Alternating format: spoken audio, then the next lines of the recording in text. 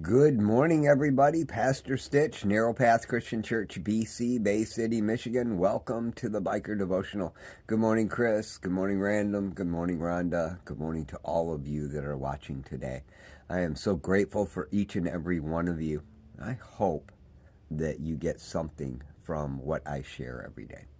Today is December 1st, 2023.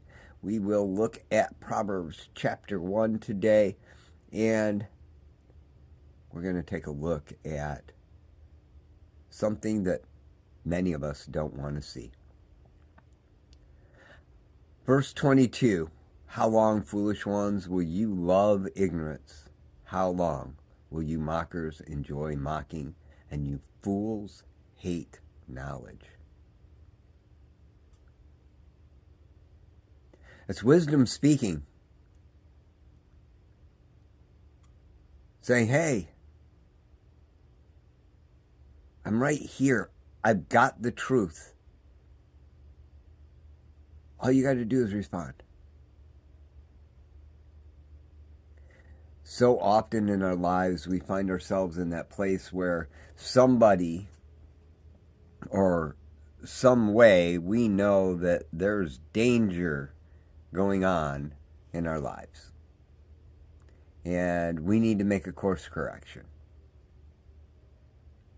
And yet we just keep going.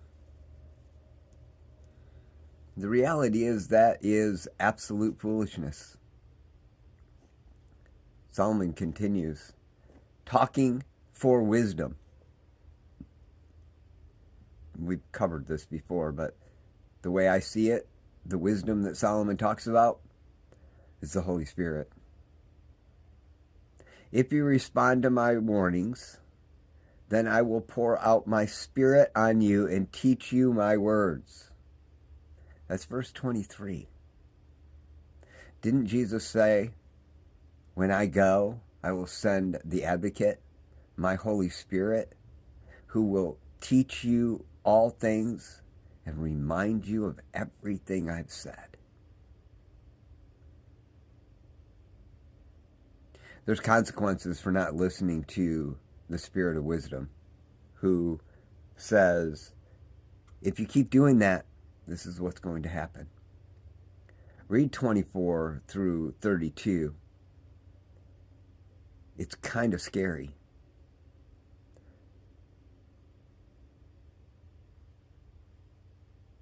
Since I called out and you refused, extended my hand and no one paid attention. Since you neglected all my counsel and did not accept my correction, I in turn will laugh at your calamity. I will mock when terror strikes you. I want you to see that. He doesn't say he's going to bring it about. He says it's coming because you didn't accept my correction and direction. It was coming no matter what.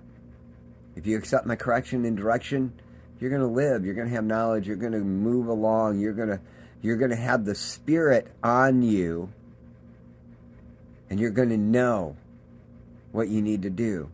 But if you don't, he's got no choice but to stand back and watch.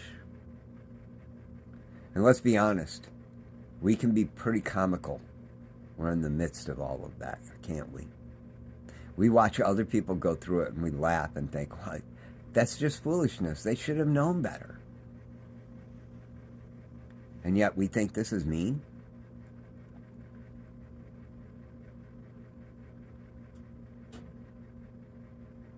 When terror strikes, I'm going to probably say, shouldn't have done that. Should have listened to me.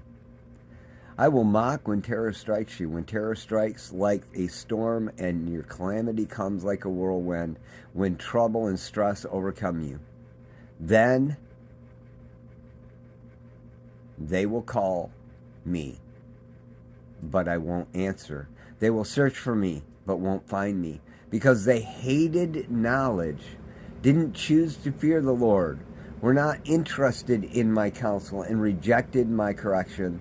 They will eat the fruit of their way and be filled with their own schemes. For the turning away of the inexperienced will kill them, and the complacency of fools will destroy them.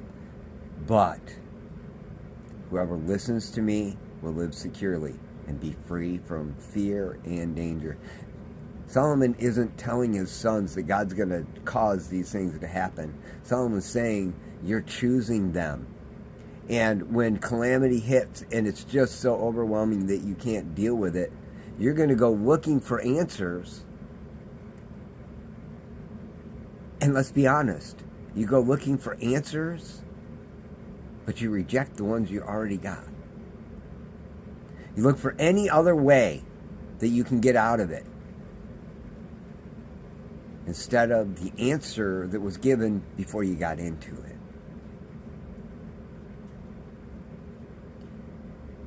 Let me share something with you. There's two things that would be really helpful to you before the mess hits.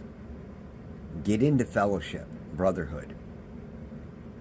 Get to church. Get to recovery meetings. And the second one, even more critical, absolutely necessary, can't live your life without it, answer. This every morning before you do anything else. It's life. It's spirit. It's living water. It's food for your soul. It's nourishment for everything that you have. Two things. So when calamity hits and you go looking for your way out, hopefully you'll remember those two things. Get to some meetings. Get connected with fellowship. Get connected with brotherhood. Get to church. And get to some recovery meetings. Yes, you need them. I don't care what you're struggling with. Everybody has stuff that they need to deal with. And every morning, before you do anything else, open that Bible. It might mean that you have to get out of bed earlier. And trust me, I know how difficult that is. But it's important. Guys, I love y'all. Hope you have a great day. God bless.